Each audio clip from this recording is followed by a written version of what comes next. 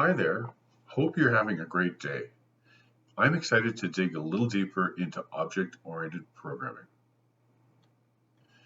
You're going to get the most out of this if you have a basic understanding of JavaScript and want to learn a little bit more about object-oriented programming and unit testing. The problem we're going to work on today is called the shape experiment.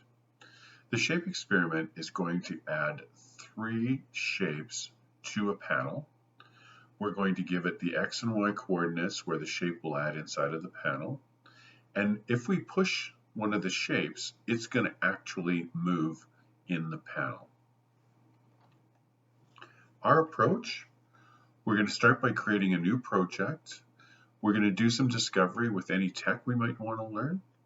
And then we're going to create the unit test plumbing framework. Then we're going to start the project, and at that point we'll stop and do a little bit of planning about what to do next. Let's create the new project. I often use Terminal in Windows called PowerShell to do most of the work. So let's flip over to PowerShell and begin to do the work. The first thing I'm going to do is change to my code directory. Here, I'm going to make a new directory for our project called OOP2. Excellent. I'm going to change into OOP2. I'm now going to do an npm command, npm init -y, and what that does is it begins a new project file, and the project file will take all the defaults. That's what the -y means, take all the defaults. The next thing I'm going to do is to install all the packages we need for unit testing. And that's installing 3 packages, Jest, Babel Jest, and then the presets for Babel.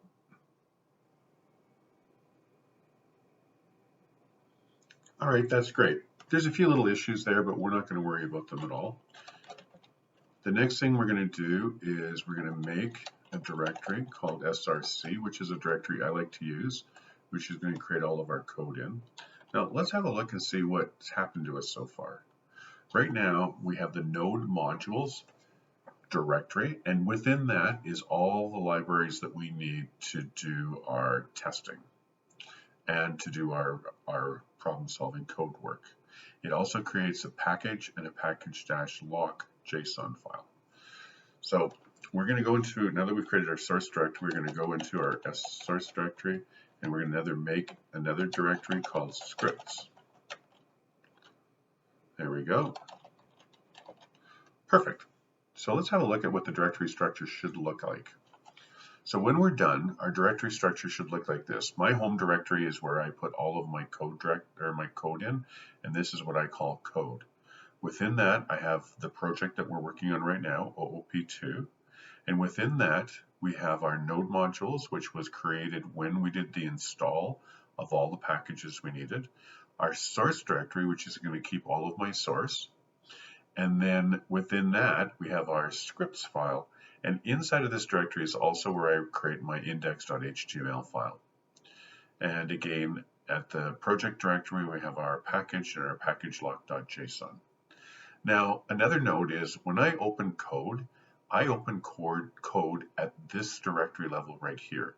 I do not want to open code at this level because then it looks at this directory, and this directory has thousands of files in it. All right. It's time to start some discovery. This is often one of the favorite parts of the project. Here we've fooled around with any new technology that we may not have previously used, or in our case, we're going to go through technology that we haven't ran through in the program yet. We're going to talk about scalable vector graphics, or SVG. We're going to go through some shapes, just 3 simple shapes, a triangle, a rectangle, a square, and a circle. And then we're going to do some JavaScript work to see whether everything works the same with SVG as it does with the div and buttons, etc., etc. And then we're going to see how we create shapes using JavaScript. So let's flip into the editor now, And what we're going to do is we're going to create, in our scripts file, we're going to create an index.html file. And I almost always auto-generate the beginning of this. So HTML, and we'll go and we'll emit the standard. And I'm just going to change the title to shapes. And we're going to put a heading in here.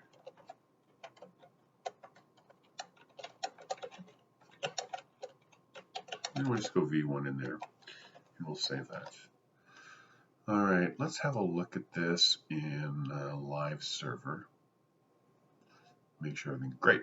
And let's make sure live server is doing everything we want. We'll just make this a little bit smaller. We don't quite need all that space. Just make sure that's working. And what we're going to do is change this to V2. I'm just going to save it. Yeah, and just by saving it, it refreshes and we can see our changes being made instantly. So that's cool.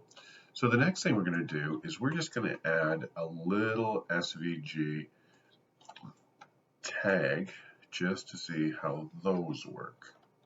And there's a little SVG tag, and this SVG tag says the width is going to be 400, the height is going to be 400. So let's save that and see what it does. Okay, we can't see anything here. So a trick that I often use is I add a little bit of CSS. And again, I'm going to cheat a little bit, put some styles here. And I'm just going to put a style there, and it's going to be just called box. And I always start my CLs with the term CL. Just copy a little bit of this code here.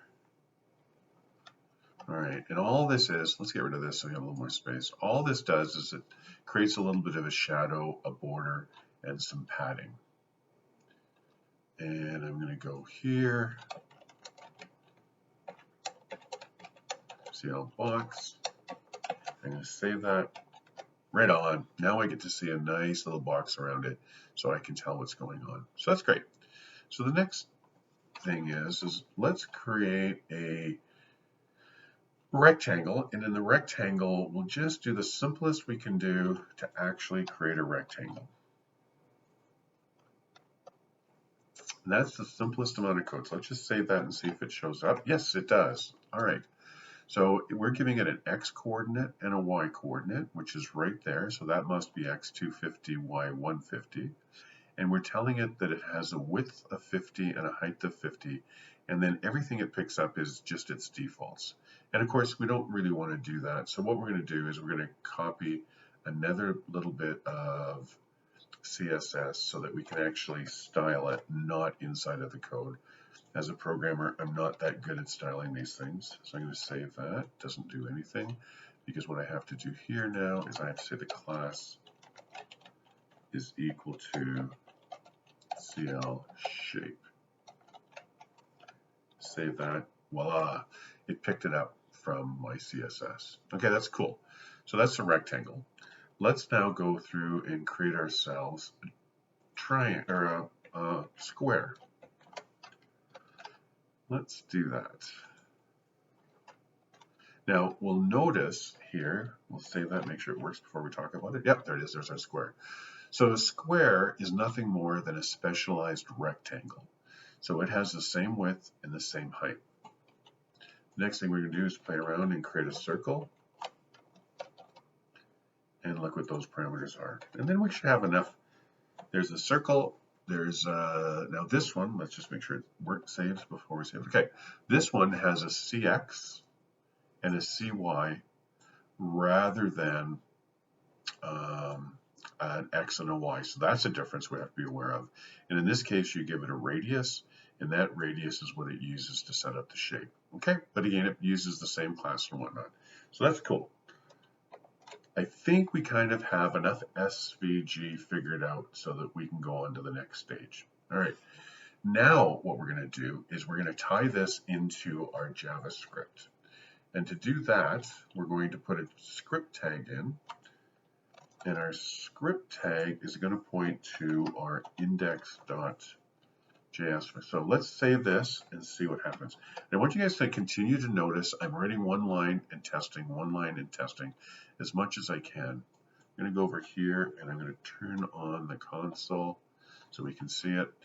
Okay, so what this did is it gave us an error. It's saying it can't find scripts index. And of course it can't find it because we haven't created it yet. So we'll go back into here, create a scripts file, index.js.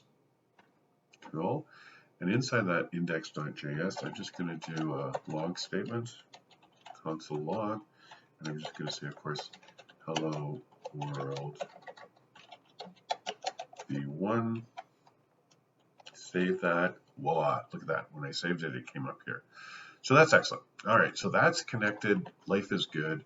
The next thing we're going to do is we're going to go through and make sure that some of the event listeners work the same way. So what I'm going to do is I'm going to add an event listener to the body. All right, a little bit of a trick so that we can get clicks from wherever we do it. And what we're going to do is just we're going to log the event that actually gets passed to the event listener. I'm going to save this, and again we can tell that it's refreshed. I'm going to click somewhere and it's going to tell me, oh, we got a mouse event. So that's perfect. So we actually got the mouse event. So no matter where I click, which is cool, it works inside of the SVG as well. Anywhere I click, I get another word. So that's perfect. That's perfect. So the next thing we're going to do now is we're going to try to see if we can figure out the target. What I'm going to do is I'm just going to get rid of this. We don't need it anymore. We're going to change it. And what we're going to change that to is we're going to go to the event that got passed to us. We're going to get the target of that event. That means where we clicked, where we actually had the mouse when we clicked. And we're going to assign it to a constant call EL. We're going to log EL. And then we're going to do one more thing here. We're going to try to get the attribute of that element to see whether we can actually set it like we did in with divs and buttons and whatnot. All right, so there we reloaded it. Now I'm going to click up here, and if that works, right on. Look at that, I get my heading. If I click here, look at that, I get my circle. Cool, my triangle and my square. That's perfect. What I'm going to do now is go back to our HTML, and on our circle, I'm going to put in this key, and I'm going to just say, whatever key. We haven't talked about what that is yet, but it doesn't matter. It's just an attribute. Right now, we're putting our own attribute with our own name. We could call this anything we want. We've chosen it to call it key. Okay, we've saved that. If I click here, still not set, but when I click this circle, look at that, whatever key came out.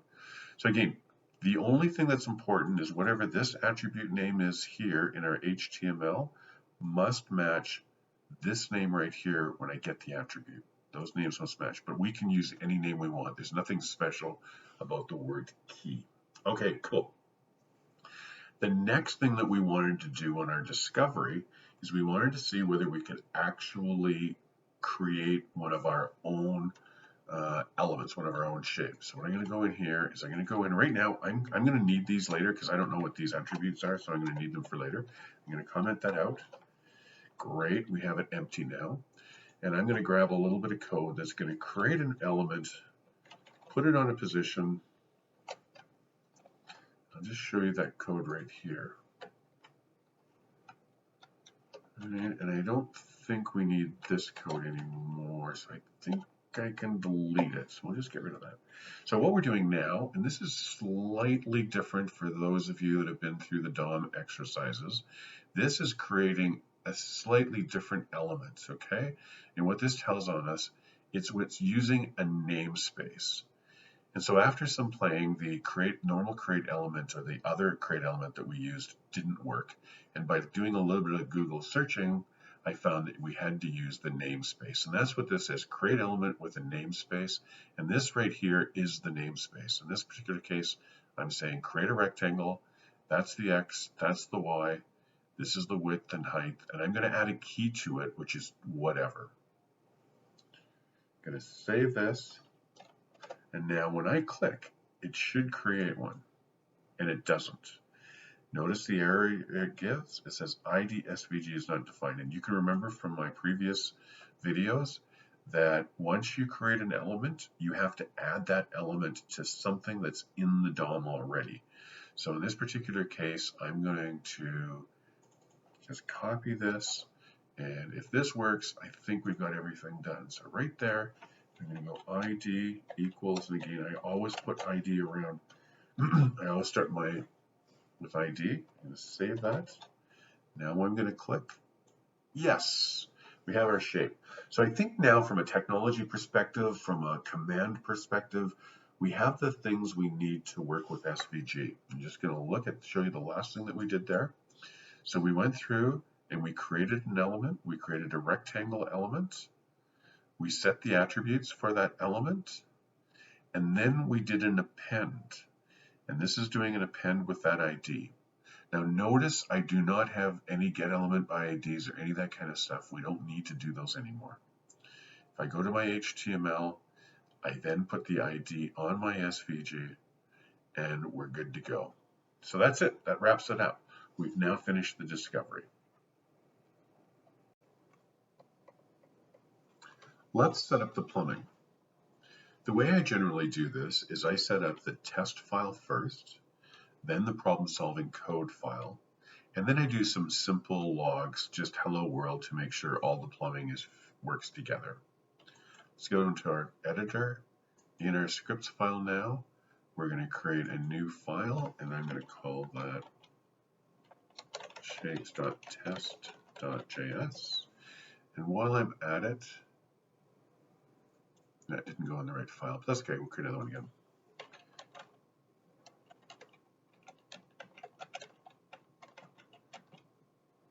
Oh, it is there. Okay, and then the next one is the test.js. Perfect. All right, so what I'm going to do in this guy first, and this is the place where I usually start, and I'm trying to do one line at a time, as much as I can. In this case, it's going to be one console log. In this guy, we're going to start our test. We're going to do a console log and make sure that that prints properly.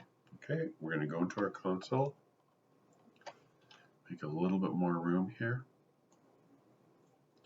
and we're just going to go npm test.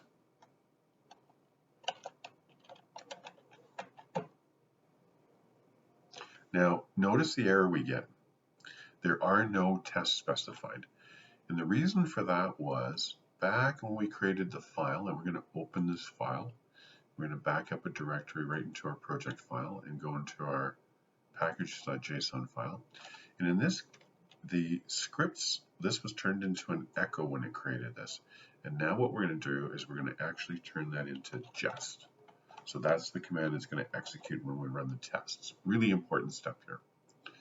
Go back down here and we're going to run it.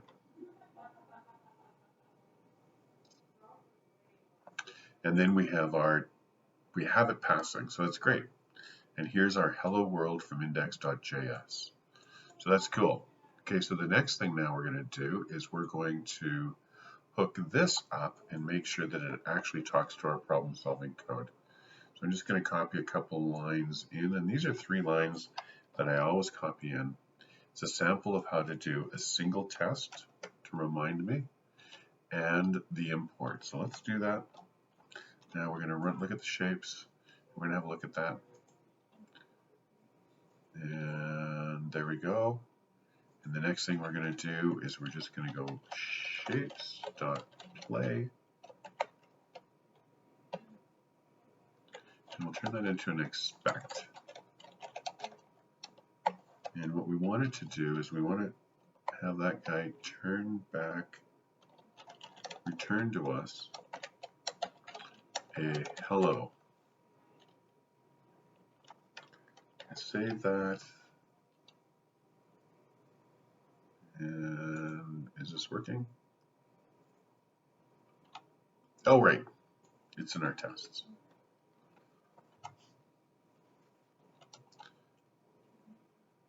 And we'll go back and look and see what the problem is. It says cannot import statement outside of a module. So this is an important part now. How do we correct that problem? Cannot use an import statement outside of a module. And the reason that's set up or is done is because we haven't set up one important file yet. So we're going to go and have a look at this file. Now I copied it in the background, but I want to show you what this is. We're going to open a file, and this file has actually got to be back into the project directory. And there's a file in there called babelrc.babelrc.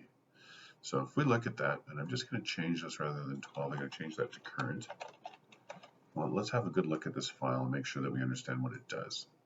There's we could do a whole week lesson on how Babel works, but we're only going to worry about the pieces we need. So this is a way of us being able to use our test framework inside of Node and make it act just like the browser expects it to. So by creating this file, and again, everybody can go and look at a repository and grab a copy of this file. In some cases, this is hard-coded to a version number. I'm now changing that to current in all my latest ones, okay? So we'll save that, and then we're going to see if it works. npm test shapes. And the next error we get, and again, it's not a matter of whether we get an error, it's it can't find, there it goes, we actually can't find inside of shapes a play. So okay, let's set that up. So we're going to go inside of our shapes.js, and we're going to actually start putting some stuff in there. So what we're going to put in there is we're going to put a little dummy function, and we're going to put an export in there. And the dummy function is going to do nothing but return hello. And here I'm going to put v1 because I want to make sure the test doesn't pass. I'm going to save this export. So for those of you that have been following my video series, you'll notice that we're doing it slightly different. So in this case, I'm going to actually tell which modules, which functions, which classes I want to export. And in this case, I'm exporting specifically hello. This should be lowercase h. Now let's see if we can run it.